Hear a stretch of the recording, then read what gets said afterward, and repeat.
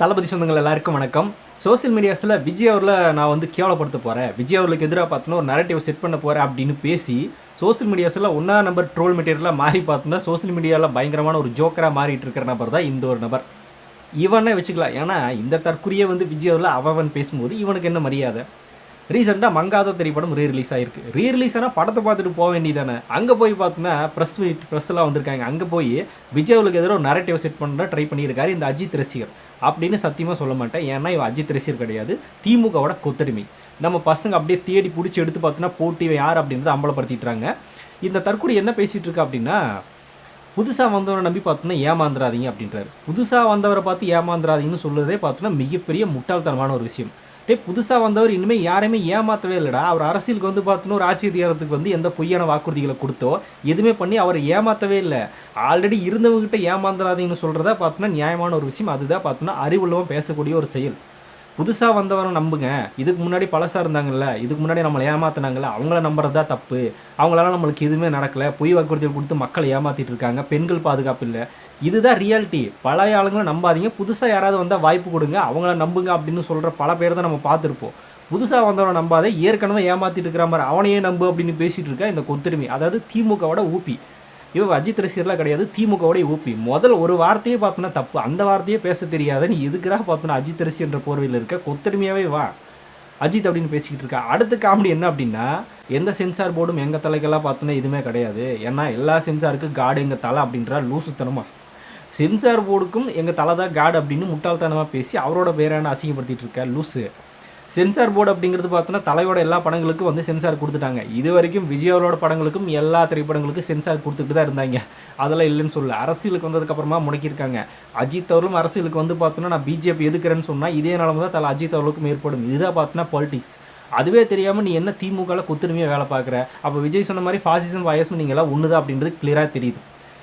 அந்த சென்சாருக்கு காடு தலை அஜித் அப்படின்றா லூசுத்தனமா. யோ என்ன இந்த மாதிரி ஒரு முட்டாள் எங்கேயாவது பார்த்துருக்கீங்களே? தாவேகாவை தற்கொலைன்றீங்களே, இவதாயா முக்கியமான தற்கொலை. முதல் வார்த்தையே பார்த்தோன்னா தப்பாக பேசிக்கிட்டு இருக்காங்க அந்த தற்கொலை. அதுக்கப்புறமா நலத்திட்ட உதவிகள் அப்போல்லாம் பண்ணாமல் இப்போ வந்து பண்ணிகிட்டு இருக்கா ஒருத்தர் அப்படின்றாரு. அந்த ஒருத்தன் யாருன்னா விஜய் அப்படின்னு பார்த்தோன்னா ஒருமையில் பேசுகிறாரு. டே லூஸு, அவர் இப்போ பண்ண நலத்திட்ட உதவிகளை விட அவர் அரசியலுக்கு வர்றதுக்கு முன்னாடி பண்ண நலத்திட்ட உதவிகள் தான் பலது இருக்குது. பல பேரை படிக்க வச்சுருக்காரு, பல நலத்திட்ட உதவிகளை பண்ணியிருக்காரு. பல பேருக்கு பார்த்தோன்னா முன்னாடி நின்று அவரே பார்த்தோன்னா கையேந்தி காசு வாங்கி நிறைய பேருக்கு பார்த்தோன்னா அனுப்பிச்சி வச்சுருக்காரு. தன்னோட ரசிகரில் பார்த்தோன்னா எல்லா வெள்ள பிரச்சனை வரும்போது, கொரோனா பிரச்சனை வரும்போது எல்லா இடங்களையும் பார்த்தோன்னா விஜய் அவர்கள் தொடர்ந்து பார்த்தோன்னா விஜய் ரசிகர்களை இறக்கி விட்டு உதவி பண்ணியிருக்காரு, நலத்திட்ட உதவிகளை பண்ணியிருக்காரு. குழந்தைங்கள்லேருந்து வயசான வரைக்கும் பண்ணியிருக்காரு. அரசியலுக்கு வந்ததுக்கப்புறமா அவர் பண்ணுறது கம்மி. அரசியலுக்கு வர்றதுக்கு முன்னாடியே அவர் பல விஷயங்களை பண்ணிட்டாரு, பல நலத்திட்ட உதவிகளை பண்ணிட்டாங்க. நீ என்ன நலத்திட்ட உதவிகள் பண்ணியிருப்ப? ஸ்கூலில் பென்சில் பார்த்தோன்னா கொடுத்துருப்பேன். ஆழம் கட்சி திமுக பண்ணுற வேலையாது இதை கூட நீ பண்ணியிருக்க மாட்டேன். அதுக்குள்ளே பார்த்தோன்னா விஜய் நலத்திட்ட உதவிகள் பண்ணி இப்போ ஏமாத்துறா அப்படின்னு. அவர் பல வருஷமாக நலத்திட்ட உதவிகள் பண்ணிட்டு தான் இப்போ பார்த்தோன்னா அரசியலுக்குள்ளே வந்திருக்காரு. அதுக்கு பேர் ஏமாற்று வேலை இல்லை. நீங்கள் அரசியலுக்காக கொஞ்சம் நாட்களுக்கு முன்னாடி லேப்டாப் கொடுத்தீங்களா, அதுதான் ஏமாற்று வேலை. அதை பேசிட்டா தற்கொலை அப்படின்னு தான் நம்மளுக்கு இந்த இடத்துல கேட்க தோணும். அதுக்கப்புறமா என்ன பேசுகிறான்னா, புதுசாக கட்சி ஆரம்பிச்சிருக்க இவர் மலேசியாவில் போய் நண்பர் அஜித்னு பேசுகிறாரு. உங்கள் அரசியல் ஆதாயத்துக்காக அஜித்தை யூஸ் பண்ணாதீங்க, அஜித்தை பேர் இழுக்காதீங்க அப்படின்ட்டு அஜித்தே அவருக்கு தண்டா ஓட்டு கேட்டுக்கிட்டு இருக்காரு. ரீசெண்ட் டைம்ஸில் கொடுக்கப்பட்ட எல்லா இன்டர்வியூலுமே தளபதி விஜய் அவர்களுக்கு ஆதரவாக தான் அவர் செயல்பட்டு பேசியிருக்காரு. அதனால் அஜித் அவர்களே வாண்டடாக பார்த்தோன்னா வந்து நேரடியாக கேட்காம மறைமுகமாக அவருக்கு தான் ஓட்டு கேட்டுக்கிட்டு இருக்காரு. புதுசாக வந்தவங்களை நம்ப சொல்லி தான் பார்த்தோன்னா அஜித் அவர்களே பேசிகிட்டு இருக்காரு. அஜித்தே கேட்டார், நீ என்ன கேட்கக்கூடாதுன்ற, யாரா நீ அப்படின்னு தான் நம்மளுக்கு இந்த இடத்துல கேட்க தோணுது.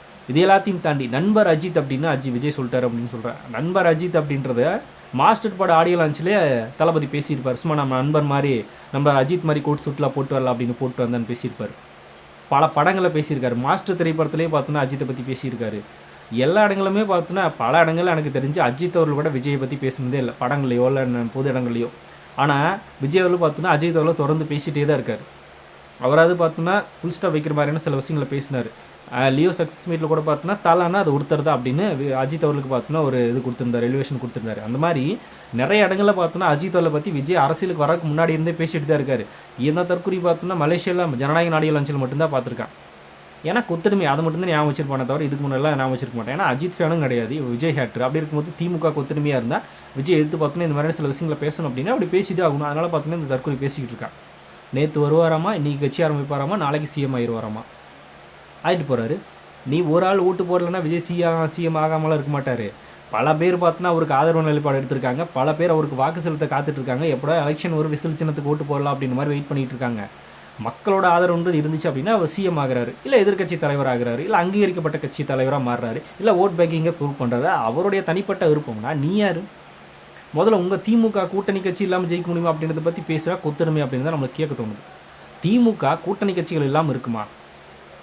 திமுக ஸ்டாலின் அவர்கள் உட்கார்ந்துட்டு இருக்கிற அந்த 4 காலில் மற்ற எல்லாமே பார்த்தோன்னா 3 காலும் கூட்டணி கால், ஒரே ஒரு கால் தான் திமுக ஆகுது. அந்த ஒரு காலை வச்சு பார்த்தோன்னா அவர் இது வரைக்கும் ஜெயிச்சதா சரித்திரமே கிடையாது. திமுக கூட்டணி கட்சிகள் எல்லாமே ஜெயிக்காது திமுக அப்படின்றது எல்லாருக்குமே தெரியும். அந்த கட்சிகளை வச்சுக்கிட்டு இந்த தற்கூரி இன்றைக்கி வருவாராமா, கட்சி ஆரம்பிப்பாராமா, உடனே சிஎம் ஆயிடுவாராமா. ஆமாம், இப்போ என்ன அதில் என்ன பிரச்சனை? ஏன் அவங்க உதயநிதி ஸ்டாலினை பார்த்து கேட்க வேண்டியதானே? உடனே பார்த்தோன்னா இப்படி எம்எல்ஏ ஆனீங்க, எம்எல்ஏ சீட்டு கொடுத்தீங்க, உடனே பார்த்தோன்னா அமைச்சர் ஆனீங்க, உடனே பார்த்தோன்னா துணை முதலமைச்சர் ஆகிட்டீங்க. 5 வருஷத்தில் எவ்வளோ பெரிய மாற்றம்! இந்த மாற்றம் உலகத்தில் எங்கேயுமே நடந்திருக்காது. அந்த லெவலில் ஸ்டாலின் அவர்கள் பார்த்தோன்னா உதயநிதி ஸ்டாலின் அவர்களுக்கு பொறுப்புகளை தூக்கி கொடுத்துருக்காரு, பதவிகளை.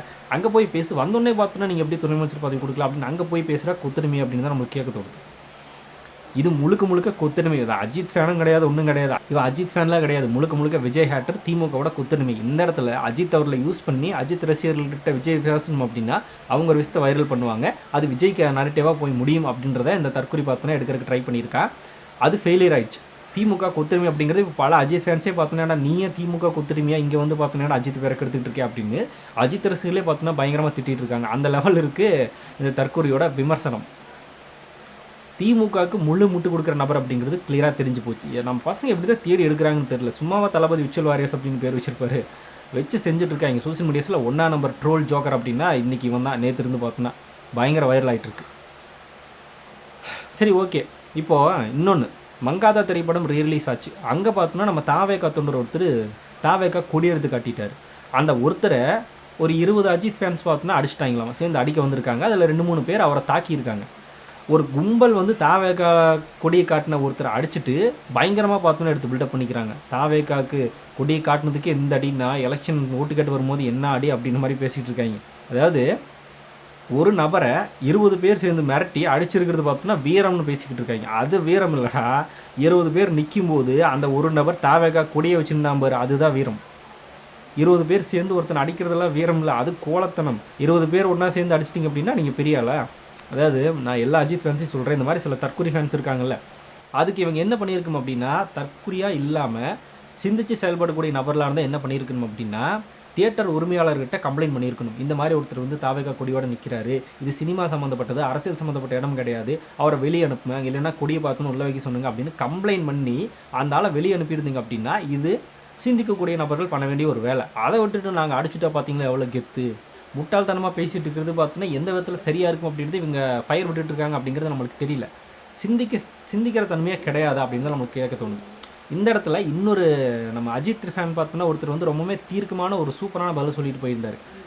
அவர் பேசுகிறது கேட்கும்போது இவர் எங்கே நீங்கள் எங்கே அப்படின்ற மாதிரி இருந்துச்சு. என்ன அப்படின்னா, ப்ரோ அஜித் விஜய் அப்படின்னு கம்பேர் பண்ணாதீங்க, 2 பேருமே ஒன்று தான், இதில் கம்பேரிசனில் தேவையே கிடையாது. எனக்கு யாரை பிடிக்காது அப்படின்னா அஜித் ரசிகர் பேரில் இருக்கிறவங்க விஜய் திட்டுறது, விஜய் ரசிகர் பேரில் பார்த்தோன்னா அஜித்தை திட்டுறது, இதுதான் எனக்கு பிடிக்காது, இவங்களை அவாய்ட் பண்ணாலே போகுது அப்படின்னு மாதிரி ஒரு சூப்பரான பதிலை பார்த்தோன்னா சொல்லிட்டு போயிருந்தான் அந்த தம்பி. கேட்குறக்கு இன்ட்ரெஸ்டிங்காக இருந்துச்சு. ஆனால் இன்னொரு முக்கியமான விஷயம் சொல்லிட்டு போயிருந்தார், நான் அஜித் ஃபேன் தான், ஆனால் என்னோட ஓட்டு விஜய்க்கு தான் அப்படின்னு. அதே மங்காத்தா ரீரிலீஸ் படம் பார்த்துட்டு போன ஒரு தம்பி பார்த்தோன்னா இந்த தற்கொலைங்களோட சின்ன பையன் அந்தளவுக்கு பார்த்தோன்னா ரொம்ப சூப்பரான ஒரு விளக்கத்தை கொடுத்துட்டு போயிருந்தான். இதுதான் பார்த்தோன்னா ரியாலிட்டி, சிந்திச்சு செயல்படக்கூடிய நபர்கள். இந்த ஒரு சில அஜித் ஃபேன்ஸு, ஒரு சில ரஜினி ஃபேன்ஸோட மென்டாலிட்டி எப்படி இருக்குது அப்படின்னா, எனக்கு சினிமாவில் விஜய் பிடிக்காது, அதனால் நான் விஜய்க்கு ஓட்டு போட மாட்டேன்னு ரியல் லைஃப் கூட சம்மந்தப்படுத்தி பேசிக்கிட்டு இருக்காங்க.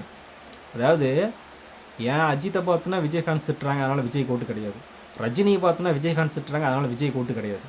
என்னடா அது, என்ன மாதிரியான குரூப் நீங்கள் அப்படின்னு தான் நமக்கு தெரியல. சினிமாவுக்கும் ரியல் லைஃபுக்கும் பார்த்தோன்னா வித்தியாசமே தெரியலன்னு நினைக்கிறேன். நம்ம என்ன தான் ஃபைட் பண்ணிக்கிட்டாலும் அவங்க பார்க்கும்போது நேரில் பார்த்தோன்னா ஃப்ரெண்ட்ஸாக இருப்பாங்க, இல்லை அப்படின்னா அவங்க பார்க்கும்போது நேரடியாக பேசிப்பாங்க. அவங்களுக்குள்ள சில கலந்துரையாடல்கள் நிறையவே இருக்கும். அவங்க பார்த்தோன்னா சேஃபாக தான் இருக்காங்க, இடையில நம்ம தான் அடிச்சுக்கிட்டு இருக்கணும். அது பார்த்தோன்னா முட்டாள்தனமான ஒரு செயல், அதை அவாய்ட் பண்ணணும். இந்த பக்கம் சினிமாவில் பிடிக்கல அப்படின்னா ரியாலிட்டி பார்த்தோன்னா சிந்திச்சு செயல்படணும்.